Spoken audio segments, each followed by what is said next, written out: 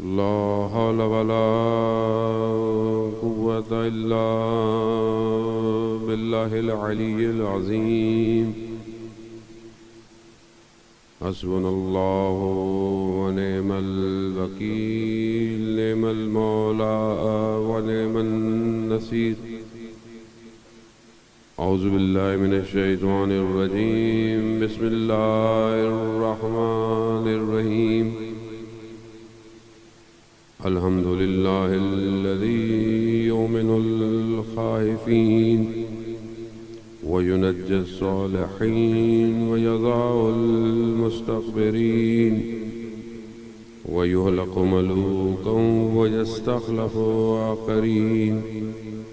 والصلاة والسلام على رسول الثقلين محبوب رب المشرقين والمغربين جد الحسن والحسين نبينا سيدنا بالقاسم محمد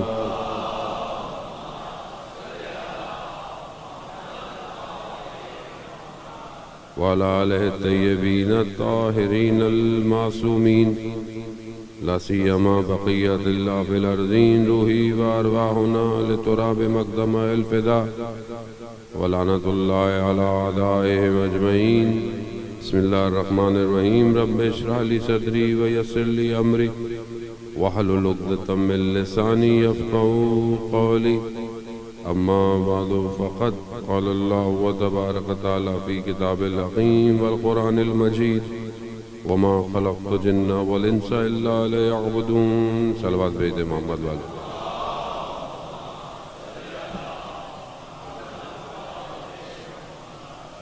عزاداران سید الشہداء، ماہ محرم الحرام اور 25 محرم کا دن گزر گیا. روز شہادت زین العابدین علیہ السلام، امام سجاد علیہ السلام. یقیناً اس امام کا دن، اور ویسے بھی یہ جو ایام گزر رہے ہیں یہ اسی امام سے ریلیٹڈ ہیں کہ جو گلی گلی کوچہ کوچہ شہید ہوتا رہا. کربلا میں یقیناً شہادتیں بہت کمال پہ ہیں، چاہے وہ 6 ماہ کے بچے کی ہو، چاہے وہ جوان علی اکبر کی ہو. لیکن یہ امام 11 محرم سے لے کر سب رستے میں غیروں کے مجمع میں نہ جانے کون کون سے تیر کھاتا رہا.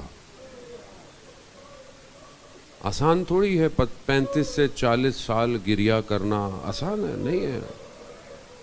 کون سی چیز ہے جو انسان کو اتنا رلا رہی ہے؟ یقیناً مصیبتیں ایسی تھیں کہ امام جب پانی دیکھتے تھے تو روتے تھے. امام جب کوئی قصاب قربانی کر رہا ہوتا تھا، امام جا کر پوچھتے تھے پانی پلایا ہے اسے؟ نہ جانے کیا کیا دیکھا ہے امام نے. عزاداران محترم، یقیناً آپ نے آج اسی امام کے لیے اپنے آنسوؤں کو بہایا ہوگا. اتنا تو انسان کا حق بنتا ہے کہ تھوڑی دیر تو اس کو روئے جو ساری زندگی روتا رہا. یہی یاد آیا کرے تو رو لیا کرے، مصائب کی ضرورت ہی نہیں ہے کہ جو ساری زندگی روتا رہا میں نے اس کے لیے کتنا گریہ کیا ہے. اللہ اکبر. عزاداران محترم، خوب یہی ایک چیز ہے. کربلا ایک ایسی داستان نہیں ہے کہ جسے انسان تکرار کرے، دہرائے اور چلا جائے. کربلا ایک وادی ہے اور اس وادی میں داخل ہونا پڑتا ہے، اور اس وادی میں داخل ہونے کی شرائط بھی بڑی عجیب ہے. ہر کوئی داخل بھی نہیں ہو سکتا. اسی لیے بار بار ہر سال اس وادی کو کھولا جاتا ہے کہ شاید تم اپنی زندگی میں ادھر ادھر ہو گئے ہو، یہ ماہ محرم جو آیا ہے یہ دوبارہ وادی کھول رہی ہے، یہ تمہیں اپورچونٹی دے رہی ہے، موقع دے رہی ہے کہ تم زندگی میں اگر کچھ بھول گئے ہو تو آؤ. کریم ابن کریم نے پھر سے اپنی درگاہ کھولی ہوئی ہے. چاہے تم پورے سال جو بھی کرتے ہو، حسین تمہیں اپنی بارگاہ میں بلا رہا ہے. اور تمہارا ایک آنسو قبول ہو گیا تو تمہارے سارے گناہ معاف ہو جائیں گے. یہ حقیقت ہے، یہ روایات ہیں. زن محترم، روایت ہے کہ جو سید الشہداء پر گریہ کرتا ہے بہت معروف حدیث ہے امام رضا علیہ الصلوۃ والسلام کی، اللہم صلی علی محمد. امام جب ماہ محرم آتا تھا، شبیب سے روایت ہے، یبن شبیب، امام محرم کا مہینہ آتا تھا، امام مسکرانا چھوڑ دیتے تھے، سیاہ لباس پہن لیتے تھے اور آ کر بیٹھ جاتے تھے، اور مرثیہ اور جو بہرحال اس زمانے میں. شبیب سے کہا امام نے کہ جو گریہ کرتا ہے میرے جد پہ، اس کے چھوٹے اور بڑے گناہ سب معاف ہو جاتے ہیں. خوب آپ یہ سوچیں کہ بہرحال یہ آدمی سارا سال کرتا کیا ہے اور آپ کہہ رہے ہیں کہ گناہ معاف ہو جاتے ہیں. بات یہ ہے کہ دیکھیں، گناہ میں نے اور آپ نے تو معاف کرنے نہیں ہیں، کرنے تو پروردگار نے معاف ہے. اب بات یہ ہے کہ ہم کیوں اتنے زیادہ وہ سخت ہوتے ہیں ایک دوسرے کے معاملے میں. بعض اوقات ہم بہت سخت ہوتے ہیں کہ اس کو دیکھو پورا سال پتہ نہیں کیا کرتا ہے، ایک ہی مجلس میں آتا ہے اور پھر اس کے بعد آنے دیں، ایک ہی میں آئے گا تو بدل جائے گا، کیونکہ یہ تو وہ بارگاہ ہے کہ جس میں آخری وقت میں آنے والا علیہ السلام ہو گیا، حضرت حور علیہ السلام ہو گئے. تو ہم کیوں روک رہے ہیں کسی کو یا کسی کے بارے میں اپنے آنکھوں سے کیوں لوگوں کو دیکھتے ہیں؟ امام حسین کی نگاہ سے دنیا کو دیکھیں، وہ سفینۃ النجات ہے، جو سوار ہو گیا اس کو یہ نجات دے دے گا. ہم نے بہرحال اپنے آپ، اس لیے مجلسیں ایسی ہونی چاہیے کہ جس میں کوئی قید و بند نہ ہو، کسی فرقے کسی مذہب کا رنگ نہ ہو، بالکل انسانیت کی بقا ہو مجلس میں. اور آج جو دنیا اتنی پریشان نظر آ رہی ہے، آپ کے سامنے ہے، دنیا بہت پریشان ہے، مختلف مسائل میں گھری ہوئی ہے. ان سارے مسائل کا حل کہاں جائے؟ وہ کس درگاہ میں جائے؟ دنیا کا کوئی مکتب نہیں ہے ایسا جو اسے سکون دے، جو اسے امید دے، جو اسے نجات دے. کیونکہ آپ کے سامنے دنیا کے جتنے بھی مکاتب ہیں وہ تو دنیا کے ہیں سارے. یہی ایک واحد مکتب ہے کہ جسے کوئی روک نہیں پایا، نہ کوئی روک سکتا ہے. اور ہم لوگ گھبرا جاتے ہیں چھوٹی موٹی چیزوں کو دیکھ کر. عزیزان محترم، بڑے بڑے آئے چلے گئے، بڑے بڑے آئے اور چلے گئے، کچھ بھی نہیں ہے. اور آپ ان کو کون دیکھ رہا ہے؟ ہم تو جس کا انتظار کر رہے ہیں، ابھی تو 61 ہجری میں جو امام آیا تھا اس سے پریشان ہے. یہ 61 ہجری میں جو امام آیا تو اس سے پریشان ہے. کیا پریشانی ہے بھائی؟ ہر وقت مجلس، ماتم، جلوس. ابھی ارمین سے پریشانی ہے لوگوں کو. ابھی یہ پھر دوبارہ نکلیں گے، اپنے اپنے علاقوں سے نکلیں گے. جو وہاں نہیں جا پایا وہ یہاں نکلنا شروع ہو جائے گا. نکلیں. عزیزان محترم، کیوں دنیا کو بتائیں کہ جو 61 ہجری میں آیا تھا اس کے لیے اتنے سارے ہیں، اور وہ جو پردے میں ہے جب وہ آئے گا تو اس کے لیے کیا آئے ہوگا؟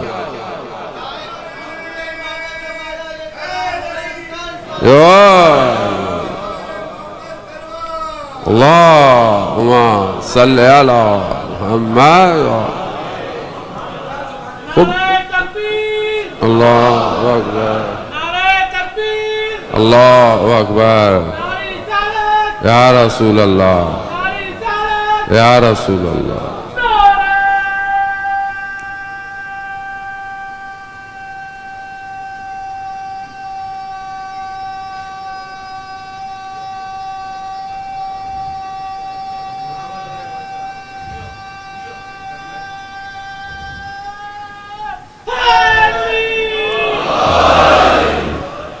خوب سمجھنے کی کوشش کریں آپ.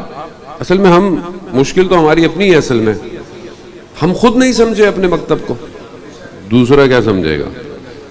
لیکن دشمن کو پتا ہے، دشمن کو پتا ہے کہ یہ مکتب کتنا مضبوط مکتب ہے.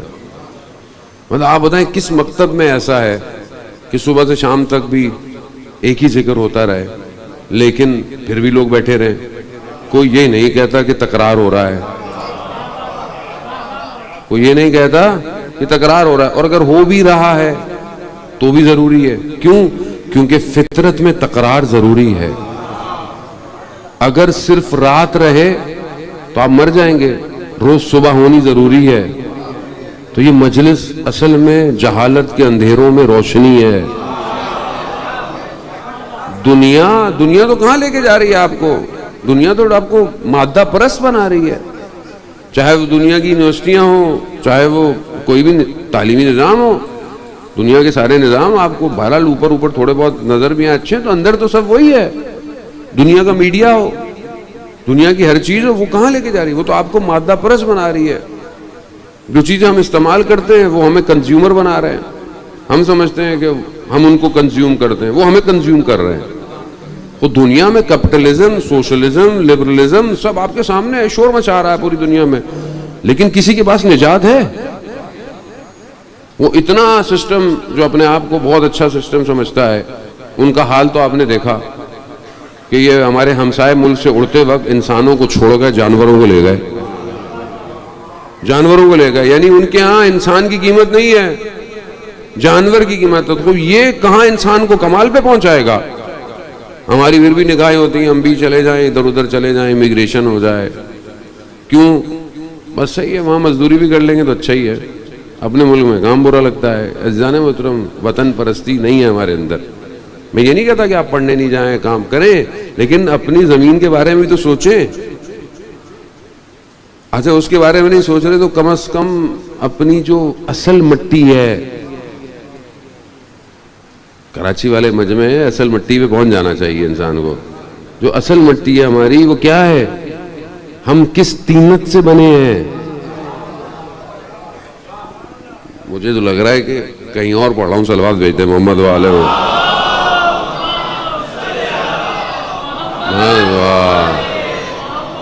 علماء کرام کو سننے والا مجمع عزیزان محترم، خوب کہاں سے بنے ہم؟ ہماری اصل کیا ہے؟ ہم اس شجرے سے ہیں جو شجرے طیبہ ہے. تو اصل تو وہ ہے. اس درخت کے لیے ہم کیا کر رہے ہیں دنیا میں؟ اب آپ کچھ بھی پڑھیں، کوئی بھی تعلیم حاصل کریں، کوئی بھی پروفیشن حاصل کریں، اس کے لیے کیا کر رہے ہیں؟ اس کا اصلی وارث زندہ ہے. اس کے لیے ہم نے اپنے آپ کو کہاں پہنچایا؟ اس کے لیے کتنی تیاری کر رہے ہیں عزیزان محترم؟ ظاہر ہے صرف الجل کہنے سے تھوڑی امام آئے گا، کچھ تو کرنا پڑے گا نا. وہ آپ نے مجلس رکھی ہے تو ظاہر ہے کچھ تو کریں گے تو مولانا پڑھنے آئیں گے. اب مائک ہی نہیں لگا ہو تو مولانا کہاں پڑھیں گے؟ گلا ہی بیٹھ جائے گا مولانا کا. عزیزان محترم، تو اب امام کو بلا رہے ہیں، کچھ تو کریں. تو یہ اصل کے لیے کچھ کرنا ہے، لیکن اصل کے کرنے کے لیے بھی سسٹم چاہیے. پہلے اپنے گھر کے لیے کریں، پھر اپنی کمیونٹی کے لیے کریں، پھر شہر کے لیے، پھر ملک کے لیے.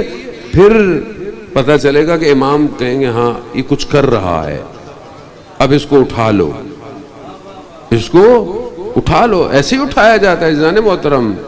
آپ کیا سمجھتے ہیں کہ امام پردہ غیبت میں ہے اور کچھ بھی نہیں ہو رہا؟ صاحب زندہ ہے. جس کا صاحب زندہ ہو انہیں گھبرانا نہیں چاہیے. یہ ایسے پوری دنیا میں جو موومنٹ ہو رہی ہے بغیر صاحب کے ہو رہی ہے. یہ جو پوری موومنٹ آپ دیکھ رہے ہیں، ہمارے یہاں مسئلہ یہ ہے کہ ایک تو ہمارا میڈیا ایک عجیب سا ہے، بہت زیادہ چھوٹی چھوٹی باتوں کو اتنا دکھا دیتا ہے کہ جو بہت زیادہ ضروری نہیں ہوتی. اچھا دوسرا، ہم لوگ انٹرنیشنل میڈیا اتنا پڑھتے نہیں ہے بہت زیادہ، کیونکہ ہمارے اپنے فیس بک، واٹس ایپ کے سٹیٹس اتنے زیادہ ہیں کہ ہم ان کو دیکھیں کہ دنیا کو دیکھیں. تو ہمیں بہت ساری چیزیں تو پتہ ہی نہیں ہوتی ہیں ہو کیا رہی ہیں. اور بہت تھوڑے لوگ ہوتے ہیں کہ جو تھوڑا بہت اپنا ٹائم نکال لیتے ہیں کہ دنیا. اسی وجہ سے ہمارے یہاں تجزیہ تحلیل بہت ضعیف ہو گیا ہے. آپ کو نہیں کہہ رہا خدا نخواستہ، اوور آل ہماری بصیرت بھی بہت نیچے چلی گئی ہے. ہم چھوٹے ایشو کو اوہ کرنا ہے، یہ ہو گیا، وہ ہو گیا. کیا ہو گیا؟ ہر روز $300 ملین خرچ کیے امریکہ نے افغانستان میں. کتنے؟ ڈیلی 20 سال $300 ملین ڈیلی خرچ کیا. کیا ملا؟ کس نے ناکام کیا؟ کس نے کیا؟ انہوں نے جو آئے ہیں. انہوں نے بھی اپنا عقیدہ بدلا ہے تو کامیابی ہوئی ہے.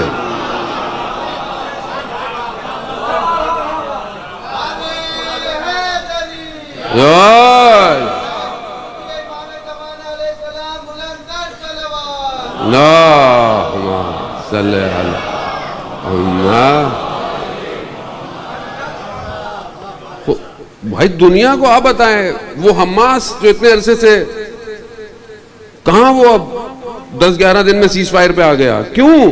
قبلہ بدلا. قبلہ ایک ہی ہے، وہی کعبہ ہے جہاں علی آیا. کعبہ وہی ہے جہاں علی آیا. اب علی کو چھوڑ کر تو پھر کچھ بھی نہیں ہونے والا. اب وہ الگ بات ہے کہ کوئی کم مانے کوئی زیادہ مانے، کوئی مسئلہ نہیں ہے. ہم تو قائل ہیں کہ بس محبت کرو، دوست ہی مان لو، دوست ہی، کیونکہ ظرفیت چاہیے ولی ماننے کے لیے، ظرفیت چاہیے. خوب جس کی جتنی ظرفیت اتنی معرفت. جو بھی مان لو، اس سے دور ہوئے کچھ نہیں ملنے والا، اسی کی طرف آنا پڑے گا. اور یہ جو پردہ غیبت میں ہے یہ اسی کا آخری فرزند ہے. تو آپ جو سب ہو رہا ہے یہ اس کی مرضی کے بغیر نہیں ہو رہا. ہم اپنی زندگی میں مصروف ہیں، ظاہر ہے ہم تو صبح آفس جاتے ہیں، کام جاتے ہیں، کوئی کالج جاتا ہے، کوئی یونیورسٹی جاتا ہے، کوئی سارے کام کر رہے ہیں، لیکن لوگ ہیں اس دنیا میں. جب آیت اللہ قاضی طباطبائی سے پوچھا گیا کہ آپ کی امام زمانہ سے ملاقات ہوئی ہے، تو آیت اللہ قاضی طباطبائی رضوان اللہ تعالیٰ علیہ بیان کرتے ہیں، اندھی ہو وہ آنکھ جو صبح ہو اور اپنے امام کو نہ دیکھے. اندھی ہو وہ آنکھ. آپ سوچیں کہ کیا ہماری آنکھ، ٹھیک ہے ہر کسی کی شاید ظرفیت نہیں، لیکن چاہت تو ہونی چاہیے. آج جمعے کا دن تھا، گزر گیا، امام کے ظہور کا دن ہے نا متوقع، امام نہیں آیا. ہم میں سے کتنوں کو پریشانی ہوئی، کیونکہ ہماری زندگی چل رہی ہے، ہمیں اس سے کیا، امام آئے نہ آئے کیا فرق پڑتا ہے عزیزان. پھر ہم کربلا پہ گریا کرتے ہیں کہ امام کو کوفہ والوں نے بلایا اور آئے نہیں. تو ہم بھی تو یہی کرتے ہیں. اللہ جل اللہ جل، استاد کا شعر یاد آتا ہے، آ گئے تو کیا ہوگا. عزیزان محترم، بات مجلس ہے اس لیے، صاحب زندہ ہے، صاحب کو پہچانے، صاحب تک پہنچے. آیت اللہ ابو الحسن اصفہانی کا واقعہ میں کئی دفعہ پڑھ چکا ہوں، بہرحال مجبوری ہوتی ہے اب بیان کرنا پڑتا ہے، کہ اپنے زمانے کے بہت بڑے مراجع تھے، نجف کے بہت بڑے مراجع تھے. آیت اللہ قاضی کے درس میں جاتے تھے دعائے سبات میں، اب پوچھتے تھے کہ میرا کیا ہوگا. اب آیت اللہ قاضی توحید کے پہاڑ تھے، کہا کہ نہیں بہت بڑے شخص بن جاؤ گے. وقت آیا، وقت کے مراجع بن گئے، اس ٹائم اپنے زمانے کے مراجع بن گئے. شخص آیا ابو الحسن اصفہانی کی خدمت میں، کہا کہ آپ یہاں بیٹھے ہوئے نجف میں، آپ کو سامنے بیٹھنا ہونا چاہیے تھا جہاں سے امام گئے. وہاں لوگوں کی تو خط پڑے ہوئے تھے کچھ، کہا ان خطوں کو اٹھاؤ اور ان کو دیکھو. دیکھا تو امام زمانہ کے خط ہیں. کہا ہمیں امام نے خود یہاں بٹھایا ہے. کیسے پہنچے اس جگہ پہ؟ جب اصفہان کے قریب ایک گاؤں میں رہتے تھے اور کسان کے بیٹے تھے، لیکن عشق تھا امام سے. کہا مجھے حوضے میں جانا ہے. تو کہا بیٹا یہیں ہمارے پاس نہ پیسے ہیں نہ کچھ ہیں، نہ ہمارے پاس کچھ ہے، کم از کم یہاں تو میں کچھ کھانا تو مل جاتا ہے. کہا نہیں. چلے گئے اصفہان، چلے گئے. سردیاں، ماں نے کہا کہ جاؤ جا کر دیکھو بیٹا کس حالت میں ہے. گئے مدرسے میں، دیکھا نہ روشنی ہے، نہ کوئی گرم کرنے کا سامان ہے، نہ کچھ کھانا پینا ہے. باپ تھے، ناراض ہو گئے، بیٹا یہ کیا وضع حالت بنائی ہوئی ہے اپنی، کم از کم وہاں کچھ ملتا تو تھا، چلو چھوڑو. اور آپ کو پتا ہے کہ شریعت میں باپ کا حکم واجب ہوتا ہے، ضروری ہوتا ہے. اب یہ باہر نکلے، انہوں نے 2 رکعت نماز پڑھی اور توسل کیا، پروردگار میں بھوکا رہنے کو تیار ہوں مگر میں امام کی نوکری نہیں چھوڑنا چاہتا. یہ کہہ کر کمرے میں آئے. مسجد کا خادم آیا مدرسے کا، کہا سید کوئی دروازے پر آیا، آپ کو بلا رہا ہے. سخت سردیاں ہیں. دروازہ کھولا، کیا دیکھا؟ وقت کے امام کھڑے ہوئے، امام کھڑے ہوئے ہیں. کہا کہ اپنی کتابیں ہٹانا، اس کے پیچھے ایک شمع ہے، اس کو روشن کرنا، روشنی بھی ہوگی، کمرہ گرم بھی ہو جائے گا. یہ کچھ سامان لو، باقی کل پہنچ جائے گا. اور ہاں، اپنے والد سے کہنا ہمارا صاحب زندہ ہے. عزیزان محترم، اصل رابطہ امپورٹنٹ ہے. جانتا تو ہر کوئی ہے، مگر امام حسین کو نہیں جانتے تھے جو لوگ سامنے کھڑے ہوئے تھے. پتا تو تھا رسول کے نواسے ہیں، مگر کیا چیز تھی؟ رابطہ نہیں تھا، معرفت نہیں تھی۔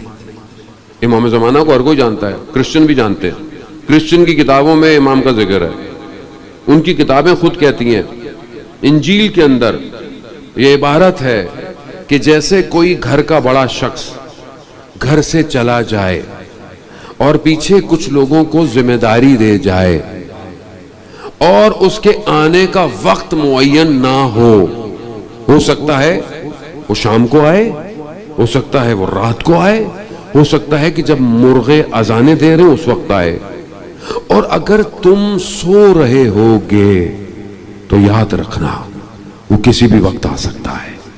یہ انجیل کی عبارت ہے، یہ امام زمانہ کے لیے ہے، اور جتنی بھی کتابیں سب کے اندر ذکر ہے، وہ جانتے تو سارے، مگر رابطہ کس کا مضبوط ہے؟ صحاح ستہ، مسند حنبل، جتنی بھی کتابیں ہیں اہل سنت کی، سب کے اندر ولادت سے لے کر کون ہے، نسل کیا ہے، اولاد کیا ہے، خصوصیت کیا ہے، ظہور سے پہلے کیا ہوگا، حکومت، سب ہے کتابوں کے اندر، مگر کتنے رابطے میں؟ عزیزان محترم، آپ 61 ہجری کے امام پر گریہ کریں اور وقت کے امام پر نہ روئیں تو یہ انصاف نہیں ہے۔ وہ امام تو ظاہر ہے آئے اور چلے گئے، یہ امام تو حاضر ہے، تو کتنا ہم امام کو یاد کرتے ہیں اور امام کے لیے کر کیا رہے ہیں؟ اصل تو یہی ہے کہ ہم مجلس ہے، اس لیے یہ مجلس اصل میں آخری کی تیاری ہے، صرف ثواب کمانے کے لیے تھوڑی ہے۔ ثواب کہاں لے کے جائیں گے آپ مجھے بتائیں؟ جب امام ہی راضی نہیں ہوگا تو ثواب کہاں شفٹ ہوگا؟ امام راضی ہونا چاہیے۔ آج یہ جو یونیورسٹی کھلتی ہے یہ امام کی بلانے کے لیے ہے، اور سمجھنے کی کوشش کریں، پوری دنیا تیار ہو رہی ہے آہستہ آہستہ، پورا خطہ ریڈی ہو گیا ہے، ظہور دور نہیں ہے، کوئی بتا تو نہیں سکتا ظہور کب ہوگا، لیکن ظہور نزدیک ہے۔ ہم دعائے عہد پڑھتے ہیں ہر روز صبح، انہم یرونہ بعیدا ونراہ قریبا، وہ اس کو دور دیکھتے ہیں مگر میں تو قریب دیکھتا ہوں نا۔ آپ کے لیے ظہور ہو جانا چاہیے۔ استاد پناہیان کہتے ہیں کہ ظہور بھی دو طرح کا ہے، ایک ظہور صغریٰ ہے اور ایک ظہور کبریٰ ہے، یعنی ظہور صغریٰ یعنی بالکل سب کے لیے ہو جائے گا، لیکن ظہور صغریٰ ان کے لیے ہو گیا جو لوگ آمادہ ہیں، ریڈی ہیں۔ تو کیا ہم مقصد کربلا کو سمجھ پائے کہ یہ ہے کس لیے؟ ایک امام کو بلا، امام کیوں آئے؟ امام اپنے جد کے دین کو احیا کرنے آئے۔ کس کے مقابلے میں آئے؟ ایک نظام کے مقابلے میں آئے، شخص نہیں ہے، صرف پورا نظام ہے، پورا سسٹم ہے، اور وہ سسٹم پینیٹریٹ کر چکا تھا، اتنا گھس چکا تھا کہ 50 سال ہوئے تھے خالی رسول کو گئے اور سب خاموش تھے۔ یعنی یہ ظلم نہیں ہے کہ ایسا شخص آ جائے ممبر رسول پر جو حلال کو حرام کرے، حرام کو حلال کرے، اور اس کے بعد کہے کہ وہی تو ڈھونگ تھا، اور لوگ خاموش ہوں۔ ائمہ علیہ الصلوۃ والسلام کو جو دکھ اٹھایا ہے وہ لوگوں سے اٹھایا ہے۔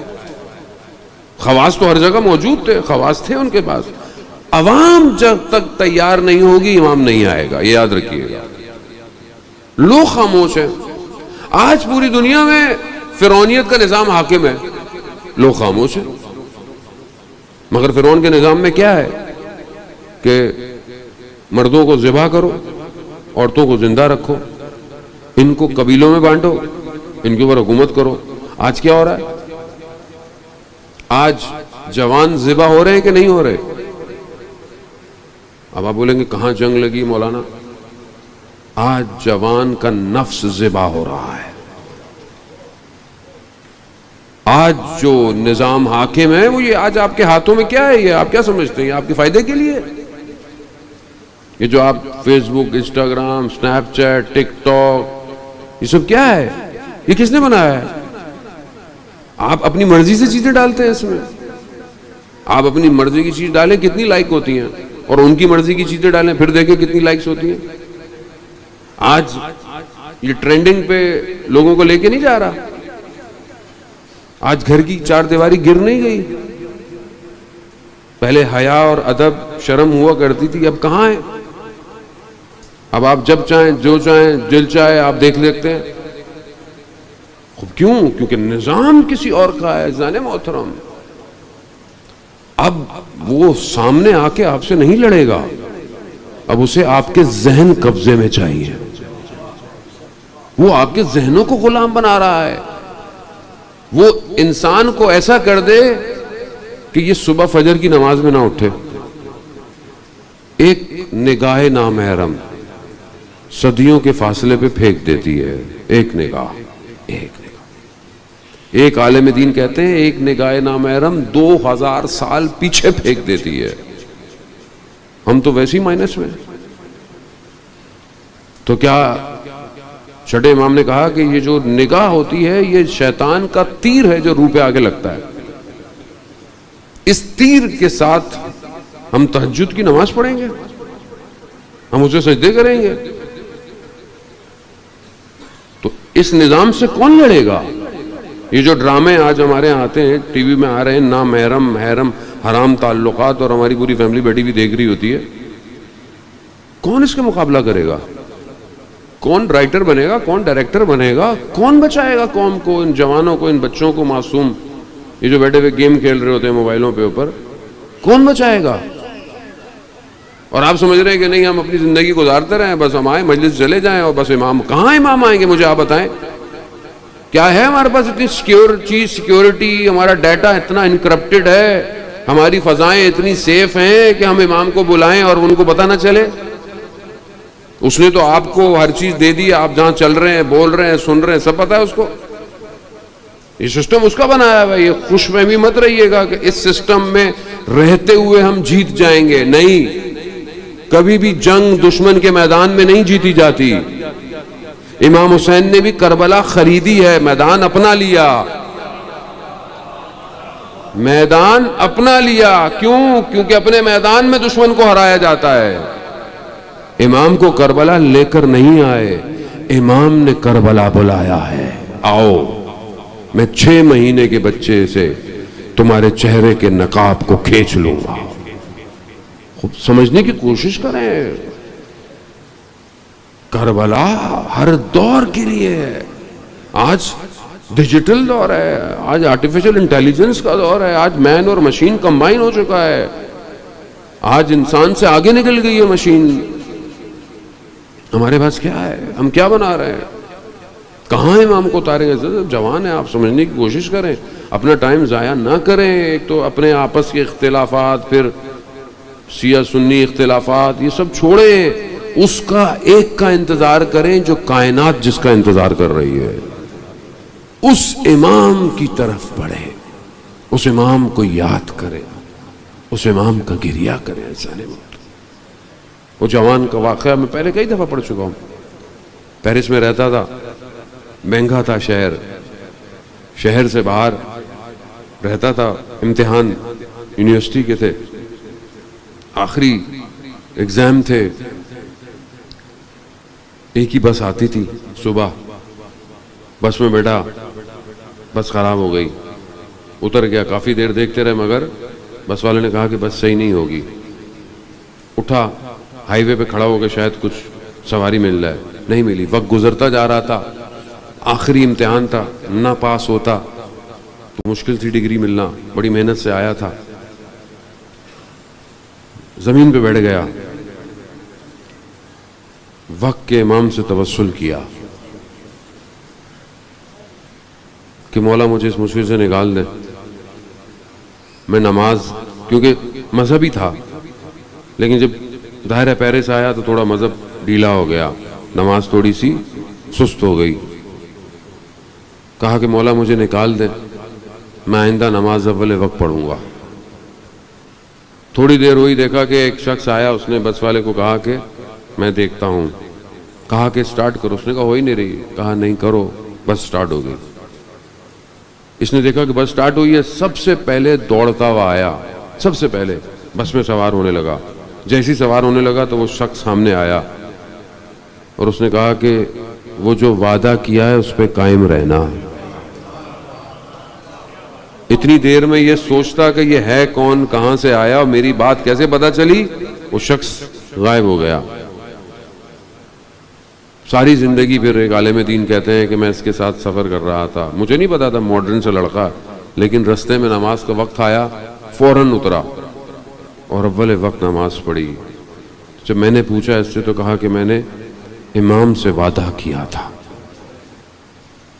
اس سے کوئی فرق نہیں پڑتا عزیزان محترم کہ آپ کہاں رہتے ہو۔ میں خود پیرس گیا، میں نے خود ایک جوان لڑکے کو دیکھا، میرے بھی اپنے بدن کے بال کھڑے ہو گئے جب اس نے امام سے محبت کا اظہار کیا، مجھے خود کو شرمندگی ہونے لگی۔ دنیا کے ہر حصے میں امام اپنے بندوں کو تیار کر رہے ہیں، کوئی کہیں جیسا بھی ہو، آپ کوئی بھی ہوں، اس سے کوئی فرق نہیں پڑتا۔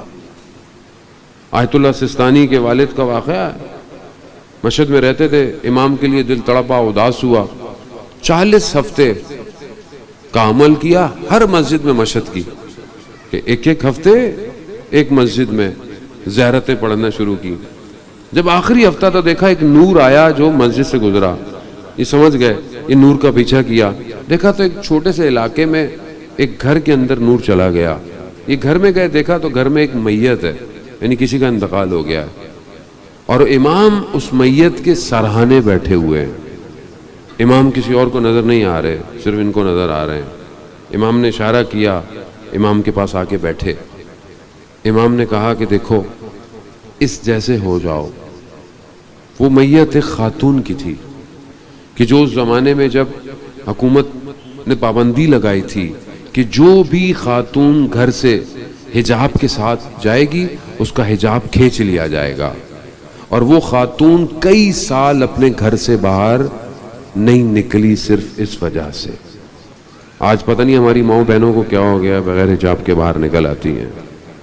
امام کہتے ہیں اس جیسے ہو جاؤ، تمہیں چلے کرنے کی ضرورت نہیں ہے، میں خود آ جاؤں گا۔ اللہم صلی علی محمد عزیزان محترم، خوب اس جیسے ہو جاؤ۔ کوئی ہارڈ اینڈ فاسٹ رول نہیں ہے، کوئی سختی نہیں ہے، چھوٹا سا کام کر دو، امام بولیں گے آ جاؤ۔ امام رسول خدا کی حدیث ہے کہ تم میں سے سب سے بہتر وہی ہے جو دوسروں کو فائدہ دیتا ہے۔ یہ سب سے آسان کام ہے عزیزان محترم، دوسروں کو فائدہ دو۔ مومن میرات المومن ہے، مومن مومن کا آئینہ ہے۔ ہم بعض اوقات خدا کو پتہ نہیں کہاں ڈھونڈ رہے ہوتے، سجدوں میں، بڑے بڑی تسبیحوں میں، مسجد میں بیٹھے رہو، یہ پڑھتے رہو، اچھی بات ہے، پڑھیں آپ، لیکن خدا آپ کے اپنے گھر میں ہوتا ہے۔ خدا کبھی ماں باپ کے احترام کرنے سے مل جاتا ہے، کبھی زوجہ کے ساتھ اخلاق سے گفتگو کرنے میں مل جاتا ہے، کبھی بچے سے پیار کرنے میں مل جاتا ہے، کبھی راستے میں چلتے ہوئے پتھر کو ہٹانے سے مل جاتا ہے، کبھی کسی غریب کی کوئی مدد کرنے سے مل جاتا ہے۔ ہم امام خدا کو پتہ نہیں کہتا، خدا تو یہی ہے، ہمارے آس پاس ہے۔ عزیزان محترم، تذکرۃ الاولیاء کا مشہور واقعہ ہے، یعنی آپ دیکھیں کہ خدا انسان کو کتنا چاہتا ہے۔ ہم ہیں جس نے خدا سے منہ موڑا ہوا ہے۔ شخص تھا، وہ کسی پہ جیسے جوان ہے، عشق ہو گیا، لیکن اب بات نہیں بنتی تھی، تو کسی نے کہا فلانے شہر میں ایک جادوگر ہے، جیسے ہمارے یہاں عامل بابے ہوتے ہیں، لکھا ہوتا ہے پسند کی شادی اور یہ وہ جو دیواروں پہ لکھا ہوتا ہے، وہ ایسا ہوگا۔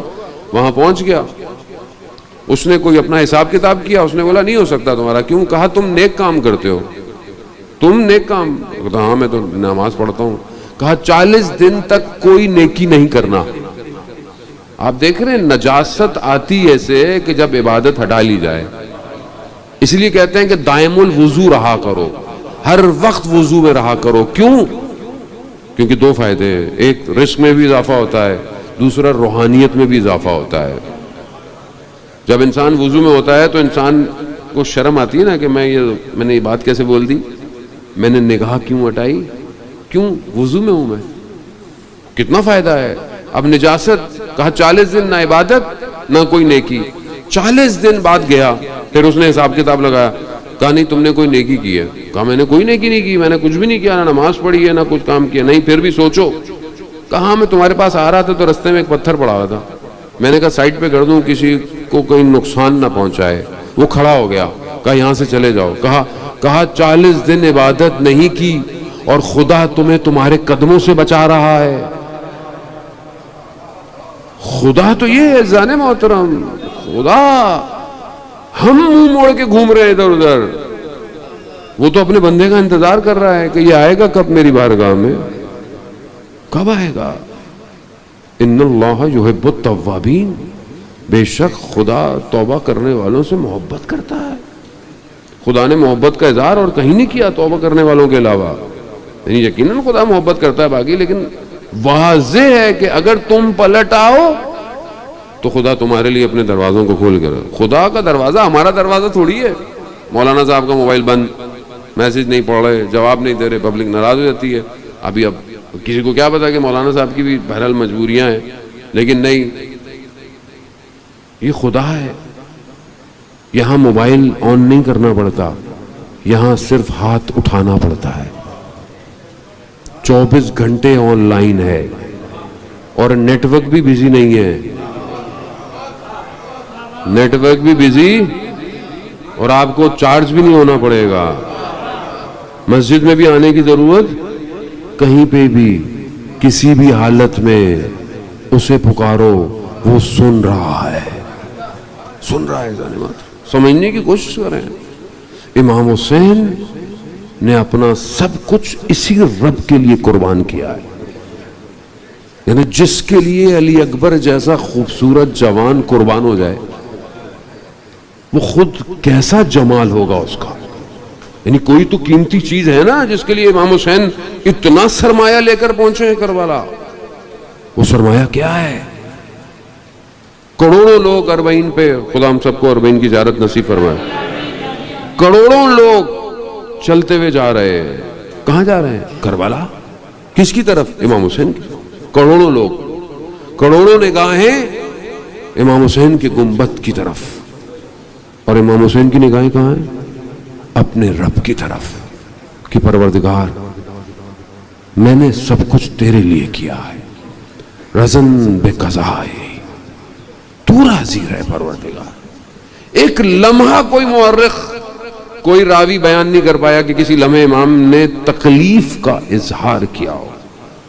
ہوتا ہے نا, آپ زندگی میں آپ بے شک صابر ہو, آپ بے شک آپ کا ہدف بہت بڑا ہو, لیکن کبھی انسان اظہار کر ہی بیٹھتا ہے. ہم تو ہر چیز اپنے آپ سے دیکھیں, کمپیئر کرتے ہیں. ظاہر ہے انسان اپنے آپ سے سیکھتا ہے چیزیں. یعنی آپ بہت خیال رکھیں, بہت یوں کریں, کہیں نہ کہیں ہم پھر بھی کچھ نہ کچھ بول دیتے ہیں کہ یوں ہو گیا, یوں بٹھا دیا, یہ کر لیا, وہ کر لیا. حالانکہ لوگ جان نچھاور کرتے ہیں. کیوں؟ کیونکہ ذاکر ہے, اہل بیت کا ذکر کرنے والا ہے, لیکن کہیں نہ کہیں اظہار کر دیتا ہے آدمی. یہاں لٹ گیا سب, مگر وقت گزرتا رہا, چہرے پر نور بڑھتا رہا, بڑھتا. ایک لمحہ تکلیف کا اظہار نہیں کیا. کیوں؟ یا ایت النفس المطمئنہ, اے اطمینان پانے والے نفس, ارجعی الی ربک, آؤ اپنے رب کی طرف. عزیزان محترم, پر میں آپ کو زیادہ اہمیت دوں گا, بھارت رات کافی ہے, بارش مسلسل ہو رہی ہے, آپ کو واپس بھی جانا ہے. سمجھیں کربلا کو, سمجھیں. زندگی گزر جائے اور انسان اپنے رب تک نہ پہنچے تو اس نے کیا کیا. خود امام کا اپنا دعا عرفہ کا جملہ ہے. امام خود فرماتے ہیں کہ جس نے تجھے پایا اس نے کیا کھویا, اور جس نے تجھے کھو دیا اس نے کیا پایا. تو کیا میں نے پایا رب کو؟ میں جوانوں سے کہہ رہا ہوں, جوانی کی قدر کریں. جو لذت عبادت کی جوانی میں ہے نا, وہ بڑھاپے میں نہیں ہے. بڑھاپے میں بہرحال خدا کا شکر کریں اگر خدا نے اپرچونٹی دی ہوئی ہے تو, بڑھاپے میں مزہ تو جوانی میں ہے. جوانی میں اٹھے رات کو جہاں دنیا پتہ نہیں کیا کر رہی ہوتی ہے, اور پھر آپ اس کے عشق کی خاطر وضو کریں. کوئی نہیں دیکھ رہا, کسی کو آپ نے دکھانا نہیں ہے, اور کیا لذت ہے جہاں نماز سجدہ کریں اسے کہ پروردگار میں گناہگار, تو کتنا عظیم ہے کہ تو مجھے شب کی تاریکی میں جہاں تو نے اپنے اولیاؤں کو بلایا ہے. وہ وقت اسی لیے امپورٹنٹ ہے کہ اللہ کے ولی عبادت کر رہے ہوتے ہیں, وقت کا امام عبادت کر رہا ہوتا ہے.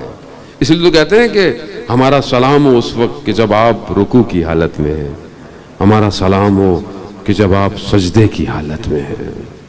خوب امام کی آپ سوچیں کہ آپ کی ہماری کوئی حیثیت نہیں ہے, ہماری کیا دعا جائے گی اور کیا عبادت, لیکن اس وقت زمین سے نور اٹھ رہا ہوتا ہے عرش الہی کی طرف. کون؟ اللہ کے ولیوں کا. کہیں چھوٹی سی آپ کی بھی چیز خدا کی بارگاہ میں چلی جائے گی. عزیزان محترم,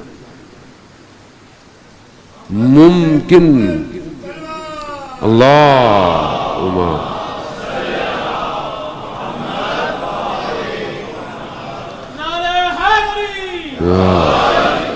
ممکن نہیں ہے امام تک پہنچوں اور شب میں اٹھنا نہ ہو میری زندگی میں. ممکن نہیں ہے. وہ امام جو اپنے رخصت آخر میں اپنی بہن سے یہ کہہ رہا ہو, بہن مجھے تہجد کی نماز میں یاد رکھنا. یا امام ہے, واقعی امام ہے, اپنے امام اپنی بہن سے کہہ رہا, اور بہن بھی کیسی؟ اللہ اکبر. شخص کا تو کوئی ایک فرد مر جائے نا گھر کا, انسان نماز تو دور کی بات, انسان تو ہر چیز بھول جاتا ہے. یہاں پورا گلشن زہرا اجڑ گیا, یہاں ماں کی ساری نشانیاں اجڑ گئیں, یہاں کتنے بھائی اجڑ گئے, یہاں علی اکبر چلا گیا, قاسم چلا گیا, اونو محمد چلے گئے. تھوڑے مصیبت ہے, ام المسائل. امام سجاد ہی کو سب سے بڑا غم کس کا تھا آپ جانتے ہیں؟ سب سے بڑا غم امام سجاد کو کس کا تھا؟ پوچھا امام سے کہ امام اتنا گریا, آپ کو سب سے زیادہ مصیبت مشکل کربلا میں کیا تھی سب سے بڑی؟ امام نے یہ نہیں کہا جناب علی اکبر کی, یقیناً بڑی ہے. بھائی کا چلا جانا آسان نہیں ہے. کسی کے بھائی کا انتقال ہو جائے تو 4 دوست جنازہ اٹھاتے ہیں, بھائی کو نہیں اٹھانے دیتے, بھائی کو سنبھالتے رہتے ہیں. کوئی کم مصیبت ہے؟ اور کسی کے والد کا انتقال ہو جائے نا تو اس کے تو دوست اس کو کچھ کرنے ہی نہیں دیتے, دفنا بھی دیتے ہیں سب کچھ, کیونکہ اس کی حال ہی نہیں ہوتا. اور یہاں بھائی بھی گیا, چچا بھی گئے, چھوٹا بھائی بھی چلا گیا. تھوڑی مصیبت ہے امام سجاد. اللہ اکبر.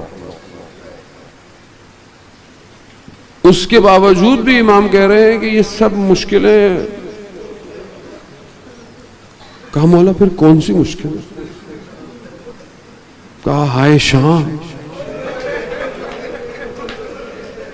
ہائے شام. شام میں کیا ہوا ایسا؟ خدا آپ کی ماؤں بہنوں کے پردے سلامت رکھے. آپ بازار میں جائیں نا, آپ کی ماں بہنوں کے پردے ہوں, چادریں ہوں, حجاب میں ہوں. آپ بازار بھی آپ کے اپنے شہر کا ہو, غیروں کا نہ ہو.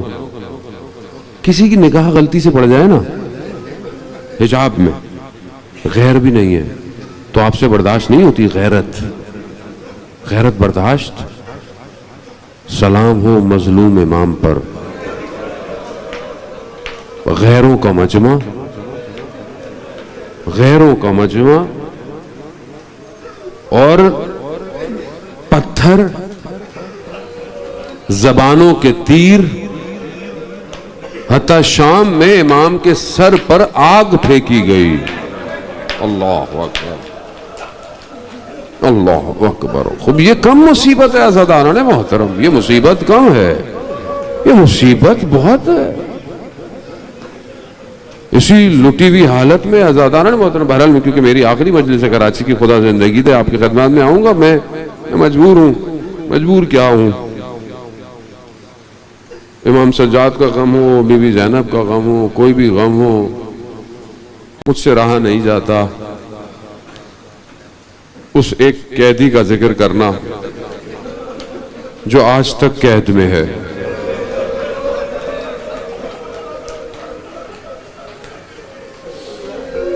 آپ کی بھی چھوٹی بہنیں ہوں گی، یہ میرے بیمار امام کی بھی ایک چھوٹی بہن تھی، مگر میں اس کو دوسرے زاویے سے پڑھتا ہوں کہ میں بھی باپ ہوں، میری بھی چھوٹی بیٹی ہے، اور جب بھی میں جاتا ہوں مجلس کے لیے بھی تو مجھ سے پوچھتی ہے بابا کہاں جا رہے ہیں؟ بیٹا مجلس پڑھنے جا رہا ہوں. کبھی کبھی وہ کہتی ہے بابا یہیں گھر میں پڑھ لیا کریں. کیوں؟ کیونکہ بیٹیاں باپ کے ساتھ بہت محبت کرتی ہیں، وہ بھی چھوٹی، سینے پہ سوتی ہیں.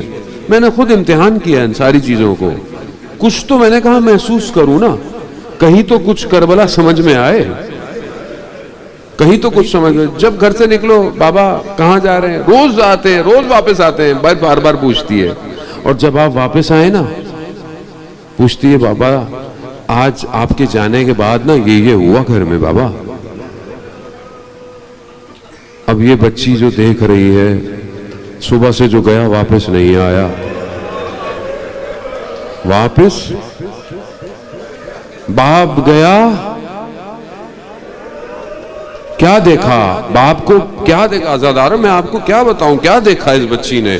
11 محرم کو جب یہ کارواں مقتل سے گزرا ہے نا تو باپ کا بدن ایسا تھا،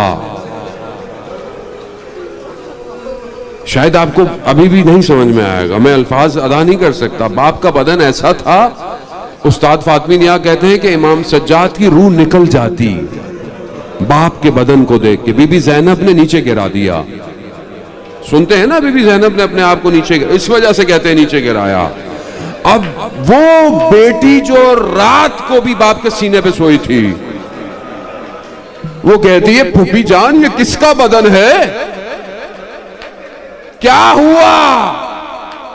13 محرم جب یہ اجازہ امامت سے امام آیا نا، جب بنی اسد کے قبیلے قبروں کو سمیٹ رہے ہیں نا، انہیں نہیں پتا کون آیا، ایک ایک کر کے امام. کیوں؟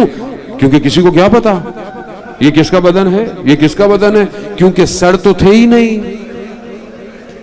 ایک جگہ امام نے کہا رک جاؤ میں خود کروں گا. کیوں؟ کیونکہ امام کو دفناتا ہے. مقاتل کہتی ہیں علماء اکرام کہ اپنے بابا کے بدن کو اٹھایا نہیں ہے. اللہ اکبر. صرف سب سے کم ترین پہ اکتفا کرتا ہوں آپ کو. وہ جو کرتا تھا نا، اس کرتے پہ صرف چھٹے امام سے روایت ہے، اس کرتے پہ صرف 100 نشان تھے. ہائے میرا مظلوم امام، کیوں نہ روئے سجاد کہ جس نے اپنے بابا کے بدن کو سمیٹا ہے، سمیٹ کر خود نیچے اترے ہیں، کہتے ہیں رکھا. اللہ اکبر. کہا کہ کتنی خوش قسمت ہے یہ زمین جس میں میرا بابا سو رہا ہے. اب آپ نے بھی دفنائے ہوں گے نا مردے اپنے رشتہ داروں کے، خدا بہرحال آپ کو سلامت رکھے، آپ کے عزیز و اقارب کو آپ نے بھی دفنائے ہوں گے. اب جب آپ کسی کو قبر میں لٹاتے ہیں تو پہلا کام کیا کرتے ہیں؟ چہرے کو، رخسار کو قبلے کی طرف کرتے ہیں. یہاں تو سر ہی نہیں ہے، بس کہتے ہیں کہ میرے امام جھکے اور کٹی ہوئی رگوں پہ بوسہ لیا. اللہ اکبر. عزاداران آخری پرسہ ہے، ہم آج اللہ چند دن کا مہمان رہ گیا ہے، 7 دن بعد یہ امام شام پہنچنے والا ہے. عزاداران محترم، بس میں کہوں گا اب وہی بچی جو بابا کے جانے کے بعد سے اب بھری ہوئی ہے، حسرت سے رستے میں دیکھتی تھی کہ بابا سے کہوں کچھ، لیکن بابا کا سر نیزے پہ ہوتا تھا، بول نہیں پاتی تھی۔ اب جب زندان میں بابا بابا کہا نا، بیمار امام کیا کیا دیکھے۔ جب تشت آیا، تشت سے کپڑا ہٹایا، کیا دیکھا؟ بابا بابا کس حالت میں آیا؟ زلفوں میں خاک ہے، چہروں پہ زخموں کے نشان ہیں۔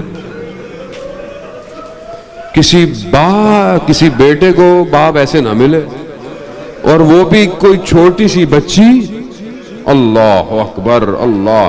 مقتل کہتا ہے بی بی نے اپنے بابا کے سر کو اٹھایا، ہونٹوں سے ہونٹوں کو لگایا، شروع ہو گئی۔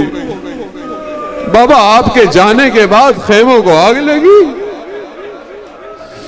بابا آپ کے جانے کے بعد دامن میں آگ لگی، بابا آپ کے جانے کے بعد یتیموں کے سروں پہ ہاتھ نہیں رکھا انہوں نے، تماچے مارے ہیں بابا۔ بس یہ کہتے ہاں آزاداران محترم شاعر کہتا ہے کہ اس بچی نے کہا ہوگا، بابا اگر یہ گوشوارے مانگتے نا میں خود دے دیتی بابا۔ ہاں آزاداران محترم کہتے ہیں کہ بچی خاموش ہو گئی۔ بس آخری جملہ اور امام سجاد کو پرسا دیجئے گا۔ کہتے ہیں کہ بچی خاموش ہو گئی، اب آ کر دیکھا تو کیا دیکھا؟ ایک طرف سر ہے، ایک طرف بچی ہے۔ انا للہ و انا الیہ راجعون۔ ارے میرا یہ بیمار امام اسی جلتے ہوئے کرتے میں دفنا رہا ہے۔ ہاں آزاداران محترم بس بیٹھے رہیے گا، تابوت آ رہا ہے۔ بس ایک جملہ کہوں گا۔ میرے 5ویں امام سے راوی نے پوچھا کہ یہ جو آپ نے اپنے بابا کو غسل دیا تھا نا، یہ شانے پر نشان کیسے ہے؟ کہا بابا کو لوہے کی زنجیروں سے باندھا گیا، گلے میں لوہے کا توق تھا، دھوپ پڑتی تھی اتنا جلتا تھا۔ میرے بابا نے ایک دفعہ کہا عمر سعد کوئی کپڑا ہے تو دے دے، یہ توق بہت اذیت کرتا ہے۔ کہا جیسے ہٹایا کھال الگ ہو گئی۔ پابند رسن دیکھا گئے پردیس میں 2 سال، مر جائے گا سجاد۔